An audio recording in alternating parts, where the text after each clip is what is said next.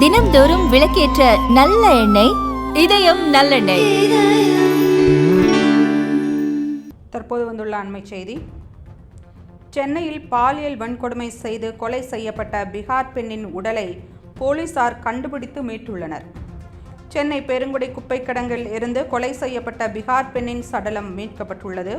தனிப்படை போலீசார் 50 பேர், மாநகராட்சி பணியாளர்கள் 25 பேர் என 75 பேர் 3 நாட்களாக தேடி பீகார் பெண்ணின் உடலை கண்டுபிடித்தனர். பீகாரில் இருந்து வேலை தேடி வந்த இளைஞர், அவரது மனைவி மற்றும் குழந்தை என 3 பேரும் கடந்த ஜனவரி 25ஆம் தேதி அன்று படுகொலை செய்யப்பட்டனர்.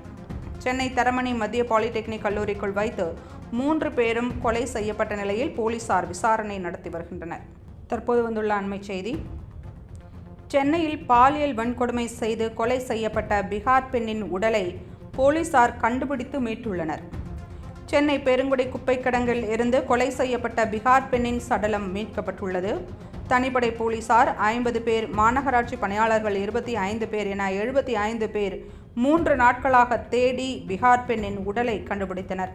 பீகாரில் இருந்து வேலை தேடி வந்த இளைஞர், அவரது மனைவி மற்றும் குழந்தை என 3 பேரும் கடந்த ஜனவரி 25ஆம் தேதி அன்று படுகொலை செய்யப்பட்டனர். சென்னை தரமணி மத்திய பாலிடெக்னிக் கல்லூரிக்குள் வைத்து 3 பேரும் கொலை செய்யப்பட்ட நிலையில் போலீசார் விசாரணை நடத்தி வருகின்றனர். தற்போது வந்துள்ள அண்மை செய்தி. சென்னையில் பாலியல் வன்கொடுமை செய்து கொலை செய்யப்பட்ட பீகார் பெண்ணின் உடலை போலீசார் கண்டுபிடித்து மீட்டுள்ளனர்.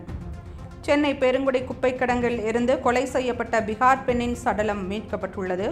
தனிப்படை போலீசார் 50 பேர், மாநகராட்சி பணியாளர்கள் 25 பேர் என 75 பேர் 3 நாட்களாக தேடி பீகார் பெண்ணின் உடலை கண்டுபிடித்தனர்.